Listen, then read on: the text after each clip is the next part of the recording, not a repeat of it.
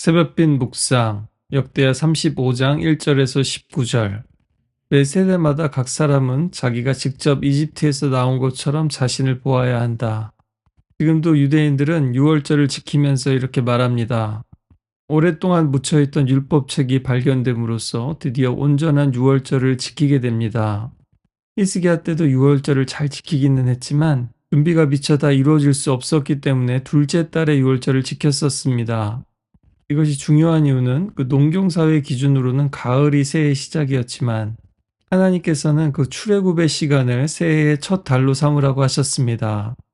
그리고 그때는 음력으로 보름달이 뜨는 때를 기준으로 했기 때문에 그 달에 14일이라고 말씀하신 겁니다. 제국의 시간, 억압의 시간, 어둠의 시간 속에서 히브리 노예들에게 구원의 시간, 해방의 시간, 하나님의 시간을 창조해 주신 겁니다. 애굽의 종살이에서 해방하신 날, 어린 양의 피로 백성들을 구원해 주신 날, 그 은혜를 해마다 기억하라는 것이었습니다. 그날 밤에 문설주의 피가 발라진 집마다 그 죽음의 사자가 넘어갔습니다. 아무리 하나님께서 해방하시고 자유를 주시고 또 땅을 주셔도 막상 또 일하고 살아가다 보면은 우리의 뿌리를 잊어버릴 때가 너무나 많습니다. 그것을 기억하는 것이 절기이고 또한 예배입니다. 우리는 지금 우리가 성실히 하고 있고 또 몰두하고 있는 일이 가장 중요하고 가치 있는 일이라는 착각에 빠질 때가 너무나 많습니다. 이 예배와 절기를 통해서 우리는 그 착각에서 벗어날 수 있습니다.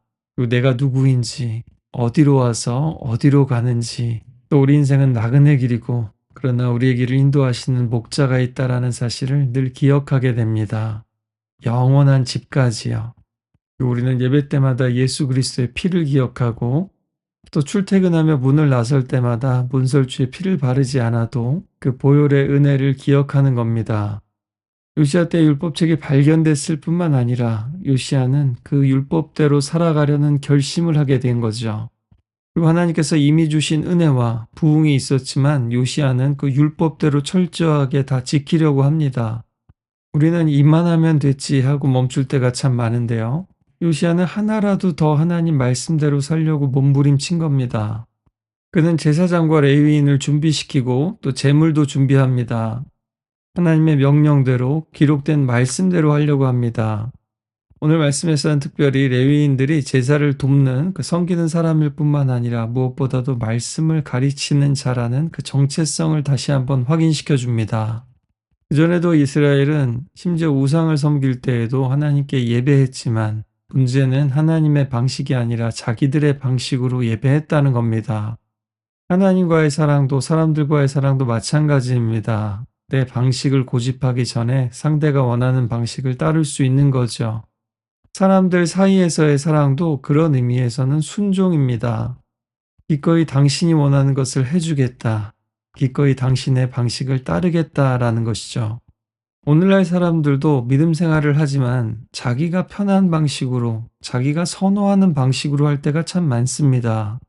그런 것들이 켜켜이 쌓이다 보면 결국에는 하나님을 예배하지만 산당에서 예배하고 심지어는 금송아지를 만들어 놓고 하나님이다라고 할 수도 있는 겁니다.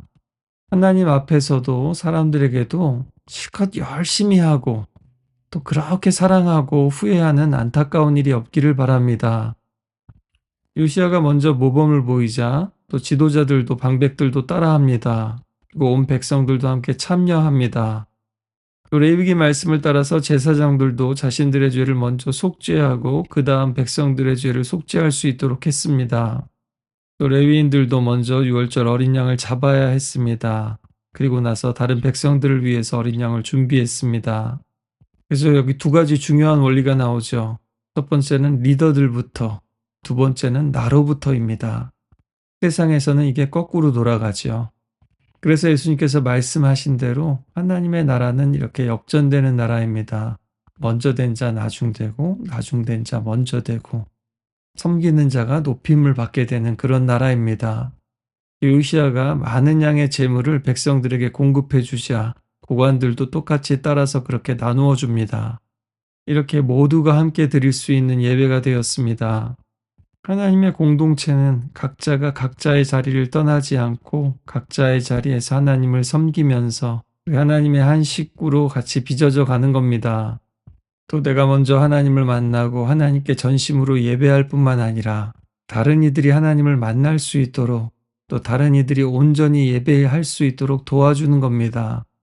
그리고 한 걸음 더 나아가 서로의 삶을 붙들어주고 서로의 믿음을 세워주는 사람들이 되어야 합니다. 이런 마음과 태도, 준비로 예배가 세밀하고 조화롭게 또 질서 있게 진행됩니다. 제사장들이 자기 위치에 서고 레위 사람들도 그들의 반열대로 로타대로 있었습니다. 가족별로 어린 양을 잡으면 레위인들이 가죽을 벗기고 번제물을 따로 두었습니다. 또 제물의 피를 받아서 제사장에게 건네면 제사장은 그 피를 제단에 뿌렸습니다. 또 찬양대는 여러 가지 악기로 찬양을 올렸습니다. 레위인들은 또 신속하게 고기를 백성들에게 나누어 주죠. 이것은 출애굽할 때 그들이 급히 고기를 먹었던 것을 상기시킵니다. 백성들은 하나님과 함께 그리고 언약 공동체 안에서 함께 식사를 나누었습니다. 그들은 신속하게 나누었지만 급하게 먹을 필요는 없었습니다. 이미 그들 가운데 있는 구원을 기억하는 것이 이제 더 중요한 거죠. 선지자 사무엘 이후로 이스라엘 가운데 이 같은 유월절이 없었다고 합니다. 실제로 희생된 짐승의 수만 놓고 보아도 히스기야 때보다 2배 정도 늘어납니다. 하지만 그렇다고 수치상으로 비교할 것도 아닙니다. 어떻게 보면 앞서 보았듯이 히스기야 때 사람들이 더 감격하고 열정적이었던 것 같기도 합니다. 여기서 중요한 걸 또 한 가지 발견할 수 있습니다. 성경에서 온전하다고 할 때는 혹은 하나님이 기뻐하시는 것은 나의 감정이나 열정이나 헌신이 아니라 율법책에 기록된 대로 하나님께서 말씀하신 대로 하나님께서 명령하시고 요구하시는 대로 하는 것입니다. 이 시대의 기독교가 또 우리의 모습이 정말로 그러한지 돌아볼 수 있길 바랍니다. 요시아는 새로운 예배, 새로운 프로그램을 하고 있는 게 아닙니다. 마땅히 되어야만 했던 것, 원래의 것, 그러나 잊혀진 것으로 돌아가는 겁니다. 매일매일 집을 나설 때마다 그리고 예배당 문을 들어설 때마다 제가 이집트의 노예였습니다. 제가 이 세상과 죄악의 노예였습니다. 이런 나를 하나님께서 구원하셨습니다. 그 어린 양의 피로 십자가에서 흘려주신 예수님의 그 보혈로 구원받았습니다. 늘 기억하고 고백하고 감사하고 그것을 잊지 않고 살아갈 수 있기를 간절히 소망합니다. 다른 사람이 아니라 바로 나로부터 그리고 나중에가 아니라 바로 지금 이 시간부터요.